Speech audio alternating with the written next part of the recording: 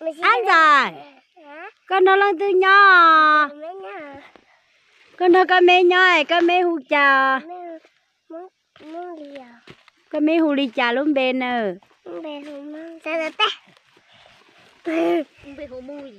Hai đứa rong mà, cô tôi chỉ bao nè.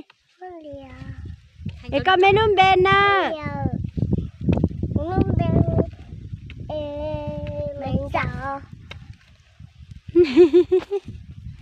Cái cá chép mua á chi? Giờ rong nó mà.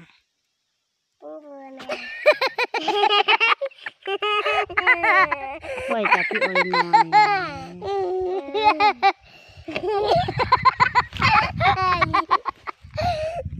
Này luôn luôn này đắt tuột đâu, đi chung cao đi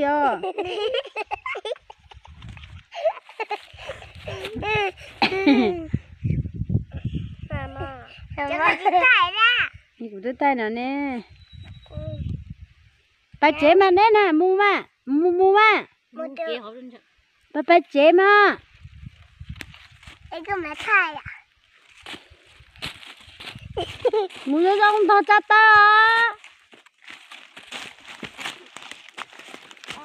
연다.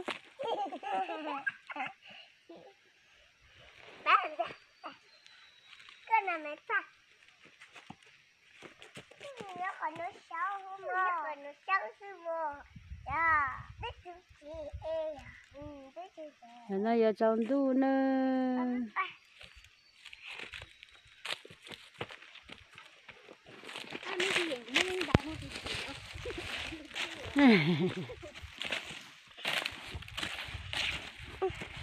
Nè bê tiêu lù lá.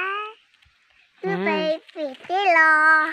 Bộ nhà Nhà cơ. Chị cơ hay là cơ? Ui nè.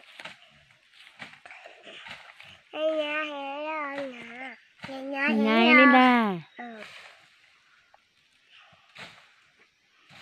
Người ta cái gì thay à? Tôi thay nó nè. Người ta cái gì cho lúc cô? Cho mà thay bia chè mà cho nó sai mà. Ô cái đông bia. Hai lúa nó đó tay chia lắm ý. Tay chia này bên nhau chỉ sợ. Bên nhau chỉ nữa, cái bọn nhau nữa. Cái bọn nhau bên nhau chỉ cái tổ chức. Tay chia. Cái bọn nhau mua nhà有可能有来大mua ha,有来来大来比哈，有来是来比哈，有一路上我来比就过。一个人吃啦。hai đứa tài xì bùi yếu tài xì có bộ môn nhiên à tài xì ở bộ môn nhiên wow như có mua gì có mua ít ở bếp phải nha rồi cũng là mấy yếu con trai của hay rong mà sẽ sang uống bát chiều sẽ sang uống bát chiều lo nè lo đâu lo này hai đứa cái kinh mi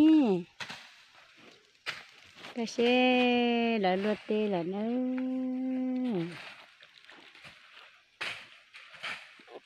sẽ có gì thay nè thay gì bố sẽ có là thay à nè sẽ có gì thay nè nè sẽ có gì thay nè thay lót nhà là vô tính nè ôi gọi là chơi liao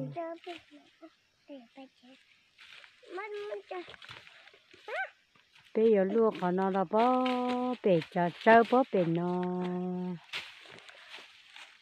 lọt đâu bể cho đông bể nó nữa bây giờ chôm ple bây giờ cho ai khá nữa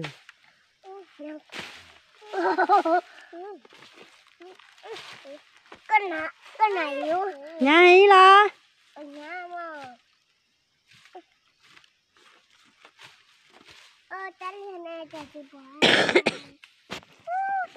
chân lên từ này nó bao à thì chắc là gì chứ chưa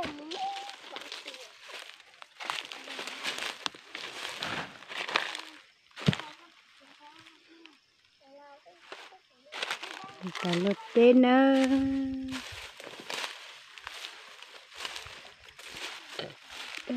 đủ lo đâu nó ngọn rõ nì cứ lo wa nọ wa hao lo wa đa cho lúa